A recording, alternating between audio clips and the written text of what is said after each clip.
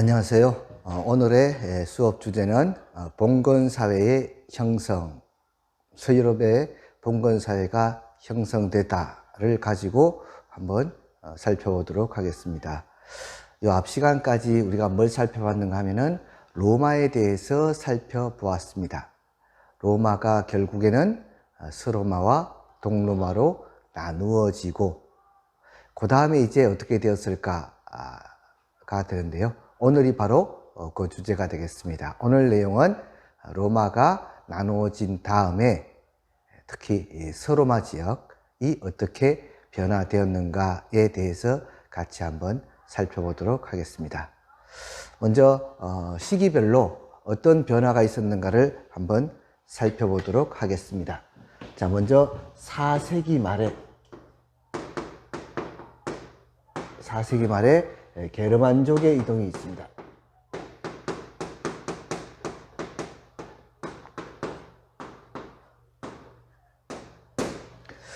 살기가 힘들어진 게르만족이 점차 로마 영내로 들어와서 농사를 짓고 살고 했습니다. 이때가 바로 이제 4세기 말 게르만족의 이동이라고 하고요. 5세기가 되면은 서로마가 멸망합니다.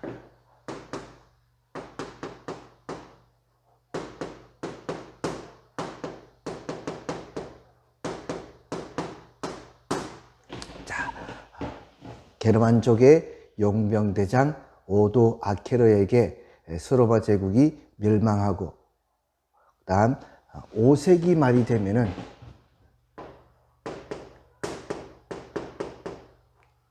(5세기에) 475년에 멸망했는데 5세기 말이 되면은 프랑크 왕국이 있습니다.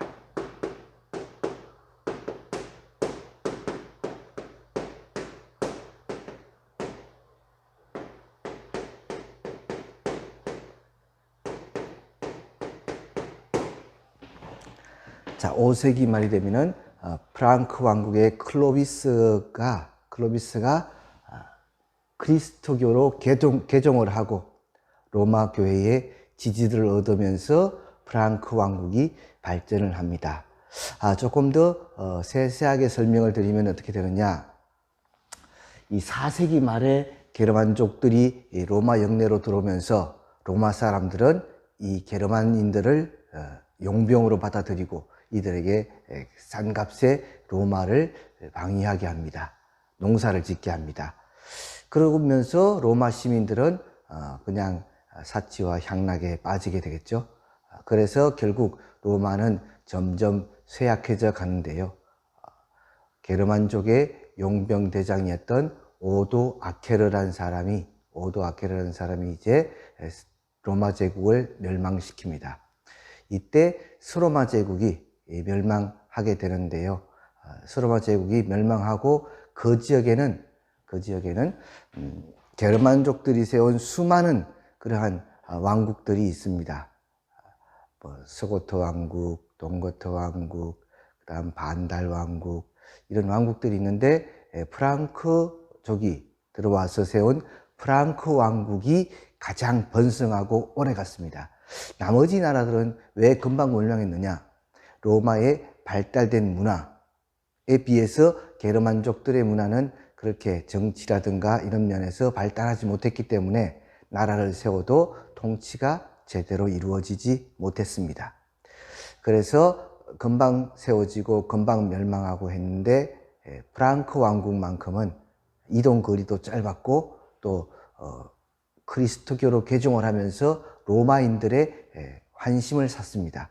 그래서 이 프랑크 왕국은 계속해서 쭉 발전을 하게 됩니다. 그래서 자, 다음은 프랑크 왕국에 대해서 한번 살펴보겠는데요. 프랑크 왕국은 5세기 말 클로비스가 그리스도교로 개종을 하고 8세기에는 이베리아 반도로 침입하는 이슬람 세력을 막았습니다. 이렇게 해서 8세기 후반이 되면은 프랑크 왕국에서는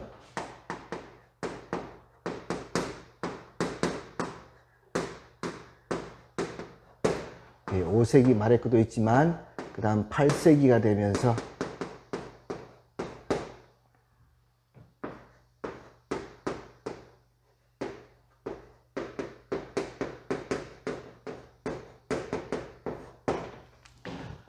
전성기의 황제인 카롤루스 대제가 나옵니다.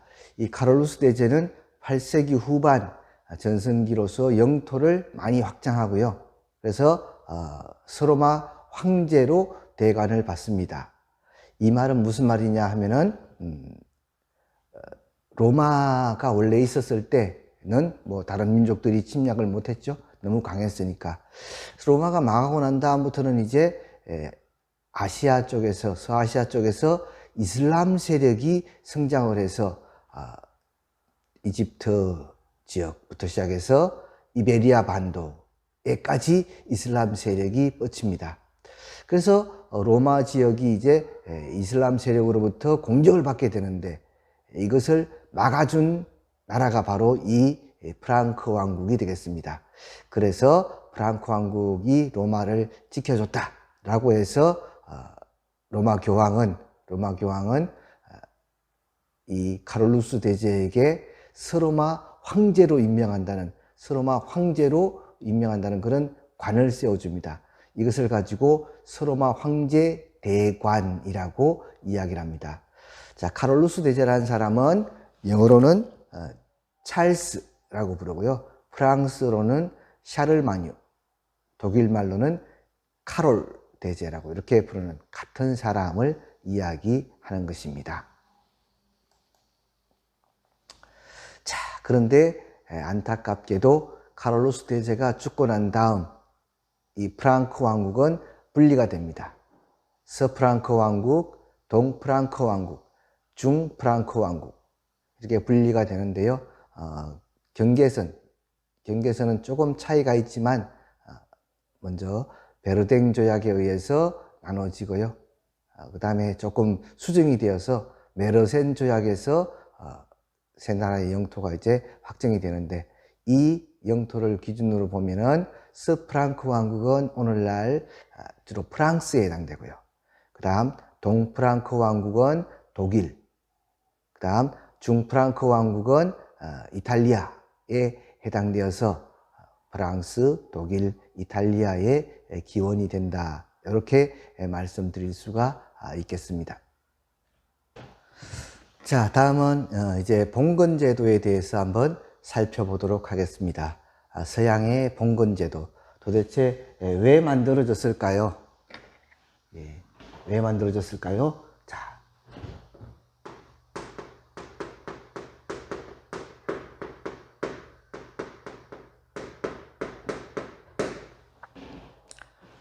자, 노르만족과 같은 주변에 있던 이민족들이 프랑크 왕국으로 침입을 합니다. 서유럽으로 침입을 해요. 그래서 이 서유럽에 있던 프랑크 왕국은 어쩔 수 없이 그 지역은 자기들이 방어를 할 수밖에 없게 되죠. 그래서 성을 중심으로 사람들이 모여들고 그 성을 지배하는 자, 성주가 나오고요. 그 다음 성주와 함께 싸움을 담당하는 기사가 나오고요. 그 다음 이 기사들로부터 보호를 받는 그런 농노가 나오게 됩니다. 이렇게 한 단위가 되어서 이 지역을 지배도 하고 정치도 하고 하는데 이런 제도를 가지고 우리는 봉건 제도라고 이렇게 이야기를 합니다. 자, 내용은 무엇인가? 자, 내용은 무엇인가 하면은 영주가 있고요. 그 다음 기사가 있습니다. 영주가 있고 기사가 있습니다. 자, 영주. 제일 높이 올라가면은 이제 죽은 왕이 되겠죠. 왕이 있고 그 아래에는 여러 기사들이 있고 이 기사들이 다시 기사를 두고 이렇게 해서 피라미드식으로 되어 있는 이런 조직을 가지고 이제 봉건제라고 얘기하는데요. 크게 두 가지 제도로 나누어 볼 수가 있습니다. 자, 기사들을 중심으로 해서 영주가 되어서 영주가 주인이고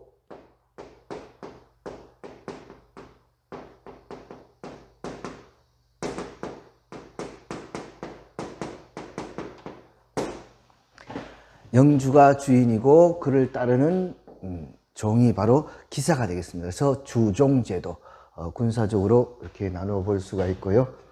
다음은 장원제도라고 있습니다. 자, 이 장원제도는 경제적으로 살펴본 그러한 봉건제도가 되겠습니다. 그래서 이 기사가 자기 지역을 방어하고 영주를 위해서 목숨을 바치고 싸우면은 그 대가로 영주는 그 기사에게 땅을 주는 겁니다. 요것 가지고 먹고 살아라. 그래서 서로 쌍무적인 계약 관계로 이렇게 충성과 봉사, 그다음 봉신에 대한 보호, 이런 것이 이루어지는 것이 바로 봉건제도라고 할 수가 있겠습니다. 제가 방금 말씀드린 것처럼 우리 서양에서는 봉건제도가 계약에 의해서 이루어지지만 동양에서는 봉건제도가 혈연을 중심으로 이루어진다는 그런 차이점도 볼 수가 있겠습니다. 다음은 용어 정리가 되겠습니다.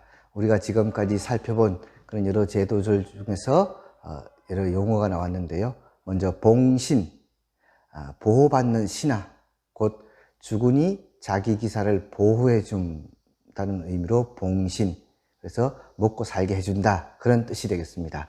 다음은 주종관계, 주인인 영주와 영주를 보호하는 신하인 기사가 종이 되는 거죠. 그래서 주인과 종의 관계, 주로 이제 군사적인 측면에서 봉건제도를 나누어 볼 때 이야기입니다. 다음은 장원제도. 장원제도란 것은 자급자족으로 하는 최소한의 단위가 바로 장원입니다. 이것이 바로 봉건제도의 핵심이다. 즉 다시 말해서 경제적 의미에서의 봉건제도에 대한 해석이라고 볼 수가 있겠습니다. 이 장원에는 영주의 성이 있고요. 그 다음 농노들이 사는 집이 있고 농사일을 하는 농장이 있고 그 다음 뭐 여러 가지 시설물들, 대장간, 방앗간, 그 다음 교회, 이런 것들이 다 갖추어져 있는 그런 한 단위를 가지고 장원이라고 이렇게 불렀습니다. 자, 다음은 농노에 대해서 한번 살펴보는데요. 농노는 장원에서 영주의 지배를 받는 사람을 가지고 농노라고 합니다. 농민, 평민, 자유민이라고 하지 않고 왜 농노라고 했을까요? 농노란 말은 농민이란 말과 노예란 말을 줄여서 농노라고 합니다. 자유민이면서 노예적인 성격. 자, 먼저 자유민적인 성격을 보면은요, 자유민적인 성격에는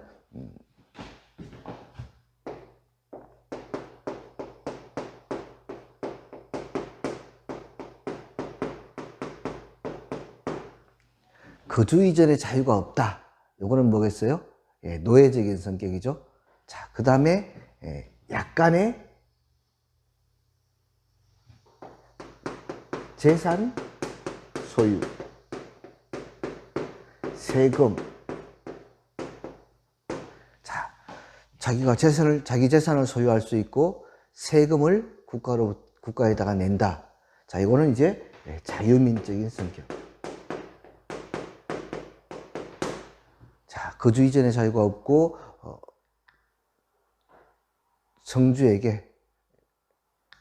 영주에게 가혹한 지배를 받는다. 또는 노예적 성격. 이 두 가지를 갖고 있는 사람을 가지고 농노라고 합니다. 그래서 이 중세 봉건 사회에서는 많은 농노들이 있었고, 나중에 가면 이 농노들이 이제 자기 장원을 탈출해서 자유민이 되어서 돈을 많이 벌고 자기 마음대로 일할 수 있는 그런 자유민으로서의 탈출을 시도하게 됩니다. 오늘 살펴본 내용을 종합적으로 한번 정리해 보도록 하겠습니다. 자, 첫 번째는 뭘까요? 첫 번째는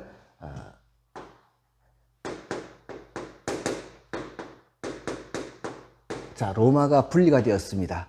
서로마와 동로마로 분리가 되었는데, 자, 서로마는 일찍 멸망합니다. 서로마는 5세기 말 정도에 멸망하고요. 동로마는 계속해서 살아남습니다. 그래서 비잔티움 제국이라고 하죠. 자, 그럼 멸망한 이 서로마 지역에, 서유럽 지역에, 서로마 지역에 어떤 변화가 있었을까 하는 것을 살펴보았습니다. 그래서 두 번째는 프랑크 왕국을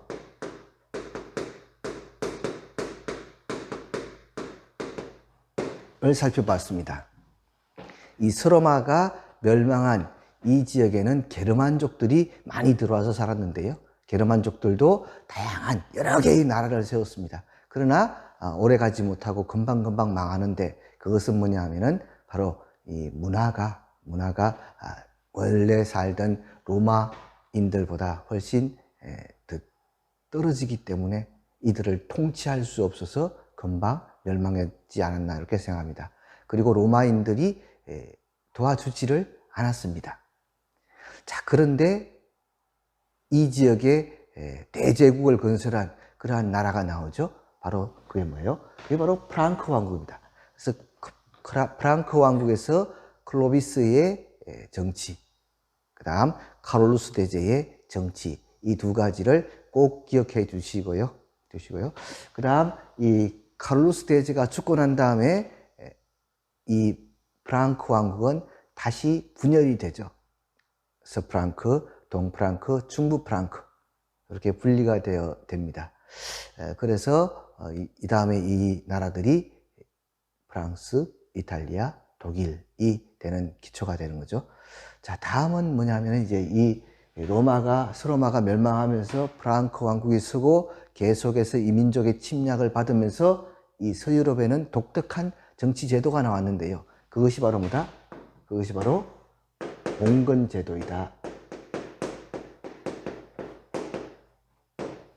이 세 가지가 이번 시간에 핵심 정리가 되겠습니다. 그래서 로마가 분리가 되면서 그 지역이 어떻게 변했느냐, 그 다음 프랑크 왕국에는 어떤 변화가 있었고 누가 전성기였으며 어떤 일을 했느냐, 그 다음 마지막으로 이 프랑크 왕국 시대에 유행했던, 그래서 서양 중세를 유지했던 봉건 제도에 대해서 살펴보고요. 용어 정리 이렇게 하면서 하시면 아마 될 것 같습니다. 이 세 가지로 역사를 한번 살펴보았습니다. 다음 시간에는 이제 이 서로마 제국에 대해서 살펴봤으니까 다음 시간에는 동로마 제국에 대해서 살펴보는 그런 시간을 갖도록 하겠습니다.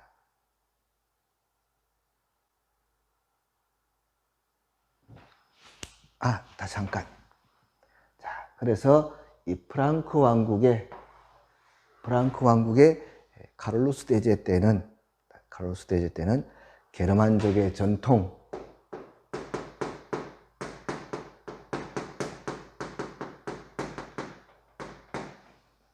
플러스 로마 문화,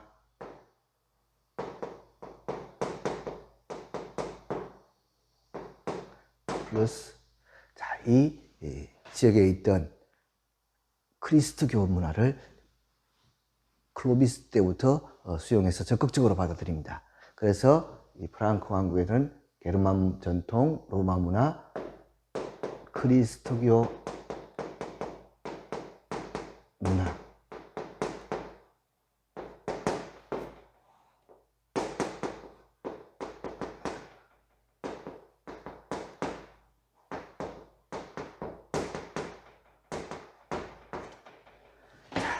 이렇게 해서 서유럽 문화의 토대가 되는 게르만 문화, 로마 문화, 크리스트교 문화, 이것이 완비가 되는 것이 바로 이 프랑크 왕국이라고 볼 수가 있겠습니다. 서양 문화가 서유럽,